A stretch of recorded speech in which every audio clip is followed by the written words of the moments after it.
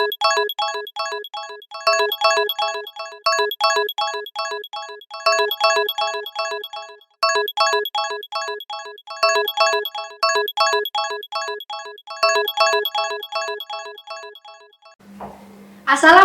warahmatullahi wabarakatuh.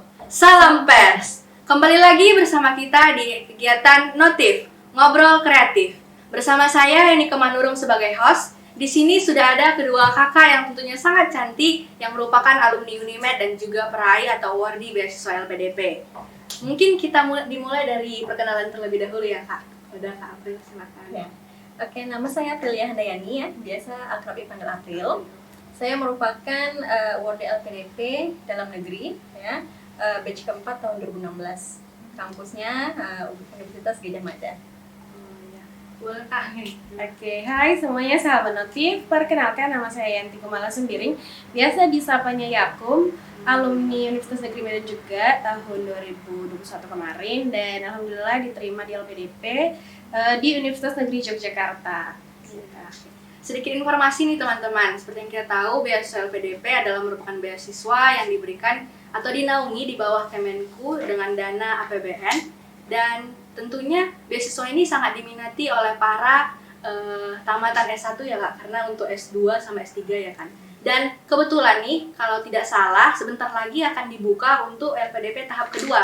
Jadi informasi mengenai beasiswa LPDP ini tentu sangat menarik bagi kita semua. Ya, mungkin kita bisa mulai nih Kak dari bahasan sebelum meraih beasiswa LPDP. Apa sih Kak alasan orang kakak ingin mendapatkan beasiswa LPDP itu? Karena kalau kita tahu ya asal mendapatkan niat yang bagus, biasanya prosesnya itu mulus gitu Kak. Mungkin kita mulai dari Kak April dulu kali ya. Oke. Kenapa ya alasan ini ya memilih beasiswa LPDP gitu ya? Jadi sebenarnya itu berlatar belakang dari keinginan ingin menjadi seorang dosen ya. Namun kalau kita mau menjadi seorang dosen kan minimal harus S2. Nah, jadi kita tahu juga ya kondisi orang tua tidak mampu ya untuk meneruskan studi. S1 aja kita tinggal gitu ya kalau kata orang Medan ya. Nah, artinya kita kesana kemarin nyari dana gitu ya. Nah, untuk S2 orang tua angkat tangan nih, ya udah kalau kamu mau lanjut silakan, tapi kami tidak bisa untuk memfasilitasi, silakan cari sendiri. Nah, kita tahu ada kabar ada beasiswa LPDP gitu ya. Nah, dari situlah bermula kenapa ingin mencoba beasiswa LPDP, sembari juga mencari tahu ya tentang pengalaman alumni sebelumnya, bahwa jaringan beasiswa LPDP ini sudah sangat luas gitu ya. Apalagi coba deh kita bandingkan dengan beasiswa lain. Beasiswa mana sih yang ada ikatan alumninya? Nah, yang ada itu LPDP ya, yang dalam naungan Mata Garuda gitu ya. Dan orang-orang dalam itu semuanya sudah satu visi gitu. Aktif juga kalau tidak salah ya, dalam pengembangan masyarakat. Banget gitu. Jadi kita udah banyak jaringan, link untuk berkolaborasi ya membangun negara ini. Bagaimana dengan Kak Yakum? Mungkin hampir sama ya sama Mbak April tadi. Jadi ya karena keterbatasan dana juga. Terus bahkan kalau saya S1-nya pun udah didanai sama negara. Jadi dapatnya kemarin di misi gitu ya. Kemudian S2-nya kenapa pilihnya LPDP? Karena yang pertama LPDP tuh benar-benar nge-cover semua ya. Dari mulai dana pendaftaran sampai kalau misalnya kita afirmasi itu ada lagi yang namanya pengayaan kebahasaan gitu ya, program pengayaan bahasa. Terus ada juga living allowance-nya atau biaya hidup per bulan, sampai ke nanti kalau mau penelitian, tesis dan sebagainya, biaya seminar, semua di-cover gitu ya. Karena namanya dalam proses pendidikan itu pasti butuh dana gitu ya, sedikit banyaknya gitu. Nah, itu yang pertama. Yang kedua kayak yang disampaikan Mbak April tadi, LPDP itu benar-benar nggak hanya kita disekolahin, tapi benar-benar dijaring nih relasinya gitu. Nanti setelah ini tuh mau kemana, harus ada masa untuk mengabdi juga ya, 2N+1 sekitar, kalau untuk S2 itu mungkin sekitar 5 tahunan gitu. Jadi itu sih yang melatar belakangi gitu ya. Apalagi jadi awardee itu nggak gampang, tapi ya nggak susah juga gitu. Pasti bisa kalau bisa. Kalau ada kemauan ya, pasti ada jalan. Kemauan. Ini menarik sekali nih. Kak April tadi kan beasiswa LPDP-nya 2016, sementara Kak Yakum tadi 2021 ya kan Kak. Tentu pasti ada proses mekanisme yang berbeda, meskipun sama tapi ada yang berbeda. Mungkin kita bisa mulai dari Kak April nih, kayak mana sih Kak proses perjuangan Kak untuk meraihnya dari berbagai macam seleksi ini? Iya, jadi kalau misalnya kita bandingkan ya, dari tahun 2016 sampai tahun 2002 sekarang ya, udah tahap pertama kemarin, 2022 ya. itu banyak sekali perubahan, sangat banyak sekali perubahan ya kalau dibandingkan gitu ya, dari proses seleksi, mungkin alur-alur dan lain sebagainya gitu ya. Kalau di tahun 2016 kemarin, kebetulan April itu afirmasi prestasi. Nah, kalau kemarin itu seleksinya itu seleksi berkas, administrasi, kemudian essay on the spot, ya, baru sama wawancara. Ya, substansi dan wawancara. Tapi substansinya itu essay on the spot sama leaders group discussion. Nah, kalau sekarang kayaknya nggak ada ya leaders group discussion ya. Nggak ada. Nah, jadi ya perjuangan tentu pertama itu untuk administrasi itu di TOEFL. Nah, itu kayaknya kelemahan anak MIPA ya, rata-rata yang Betul, reguler betul. itu bahasa Inggris gitu ya. Jadi memang banyak persiapan di bahasa Inggris. Meskipun kalau afirmasi itu ada keunggulannya gitu di sisi TOEFL-nya. Oh, ditinggikan Iya. atau dikurangi? Dikurangi. Oh, Jadi kalau syukurlah. kalau misalnya afirmasi itu kemarin 400 aja udah bisa untuk dalam negeri dan luar negeri. Sekarang udah beda. Sekarang 450 ya minimal kan. Itu pun dalam negeri gitu kan. Luar negeri kan di atasnya lagi gitu. Itu salah satu perbedaannya mungkin. Baru yang kedua tadi essay on the spot sama leaders group discussion. Kalau udah seleksi administrasi lulus dipanggil untuk itu. 2 hari, hari pertama essay on the spot sama leaders group discussion, yang hari keduanya itu adalah wawancara.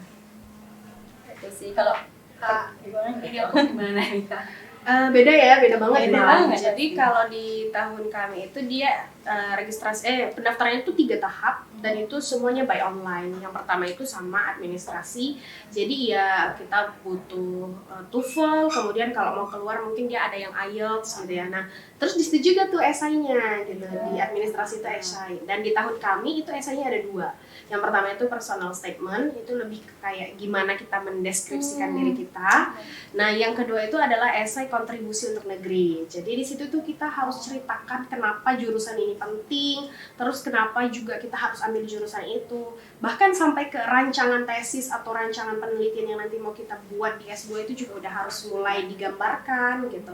Sampai di akhir itu setelah tamat nanti kita mau ngapain. Nah, itu tuh harus diceritain banget di situ ya.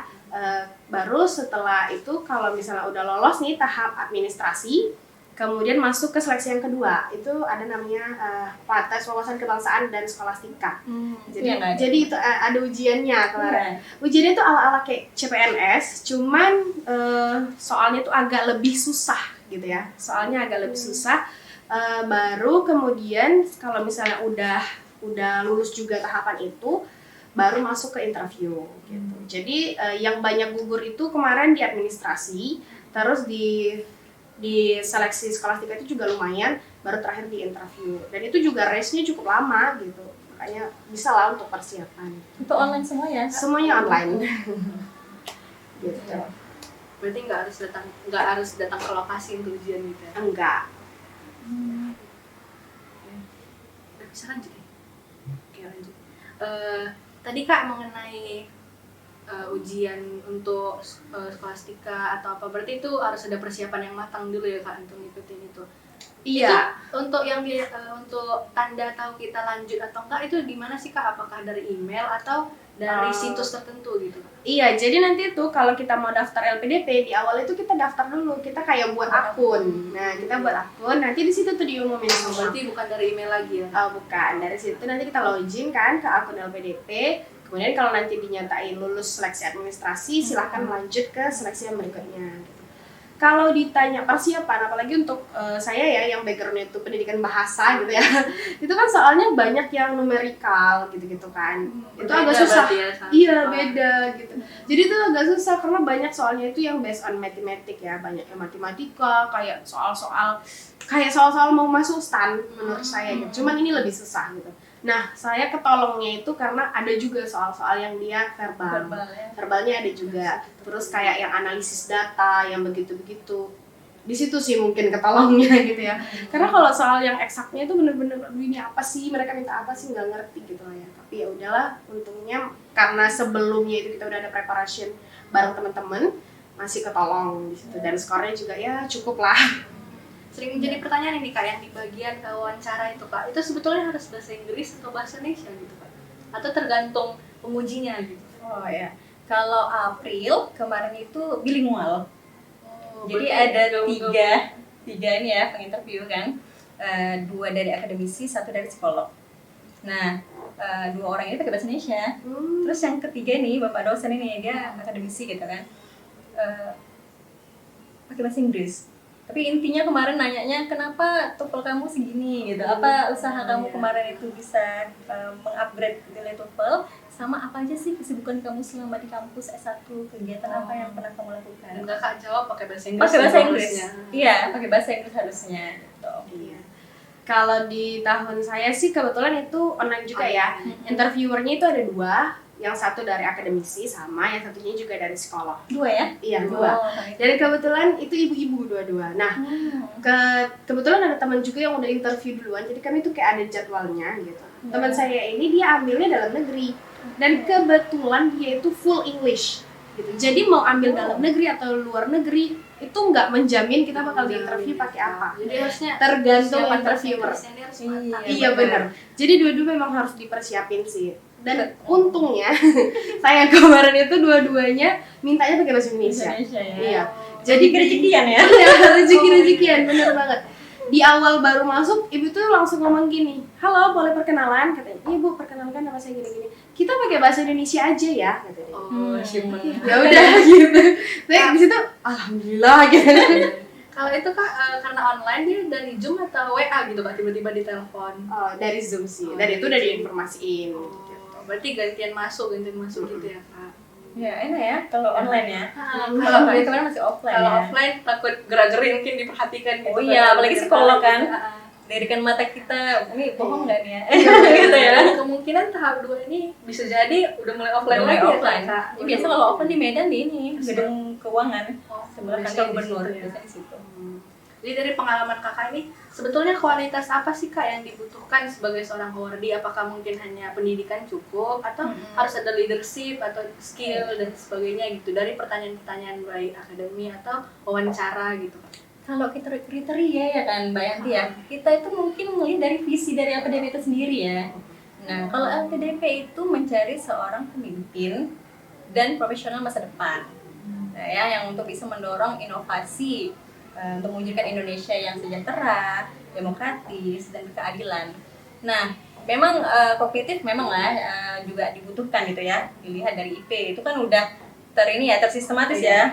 Maksudnya yang mau daftar itu minimal IP sekian. Ya berarti kan yang pintar-pintar toh gitu kan. Nah, selanjutnya karena dia mau mencari seorang leadership ya, pemimpin masa depan ya, otomatis jiwa kepemimpinan itu harus ada di dalam pelamar beasiswa PDP. Dari mana mereka tahu? Nah, dilihatlah CV-nya, organisasi apa yang pernah dia ikuti gitu kan. Terus jabatannya sebagai apa gitu. Ada dia sebagai anggota, atau dia sebagai ketua atau kadif gitu ya, ketua umum dan lain sebagainya. Nah, itu nanti akan diklarifikasi lagi ketika interview gitu ya kan. Nah, apa aja yang kamu lakukan sebagai ketua ini dan lain sebagainya, itu akan dilihat gitu. Karena selain leadership, seorang pemimpin itu harus bisa memecahkan masalah ya kan Mbak. Kalau misalnya nanti ada masalah, apa nih solusinya gitu. Berarti yang itu bisa kita tangkap kalau untuk menjadi award itu kita butuh akademik, kita butuh leadership, satu lagi yang paling penting inovatif dan kreatif.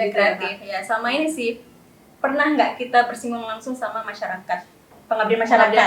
Iya, karena itu juga menjadi pertanyaan dasar sih kemarin tuh. Apa sih yang kamu pernah buat pengabdian gitu? Berarti kegiatan volunteer yang sering itu benar bisa menjadi tambahan plus untuk CV. Banget ya kan Mbak Yanti ya. Perhatikan itu Steve.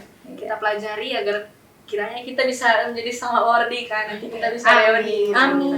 Iya. Enak Wak jadi wardi LPDP.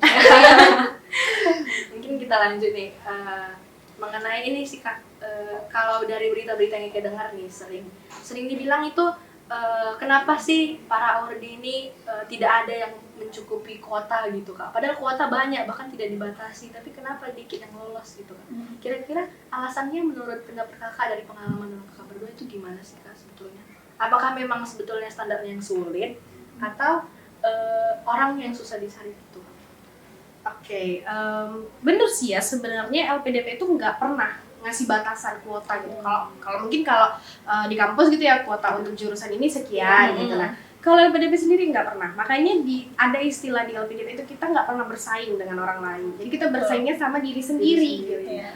Kalau ditanya kenapa banyak yang nggak lolos, kemarin waktu kami diskusi lagi tuh sama teman-teman, banyaknya itu malah yang nggak lolos di administrasi karena mungkin kurang teliti gitu ya. Dari administrasi aja udah ngekat banyak banget gitu ya calon-calon awardee gitu.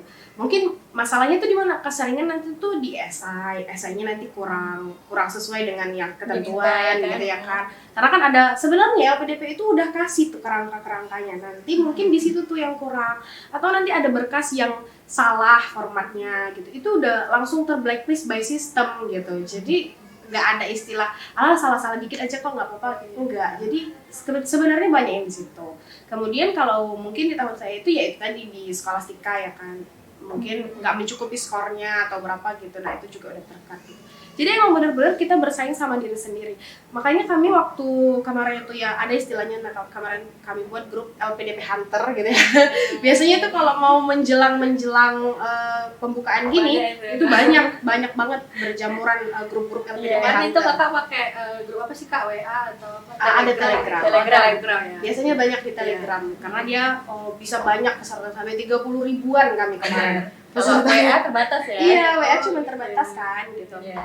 Jadi ya itu di situ kami belajar bareng, bahkan kami saling menginterview gitu. Jadi nanti dia interview saya, besok saya interview dia. Ya udah nggak ada kayak, nanti dia lolos aku enggak gitu. Enggak ada. Karena kita yakin rezeki itu udah masing-masing gitu ya, balik lagi ke konsep rezeki gitu.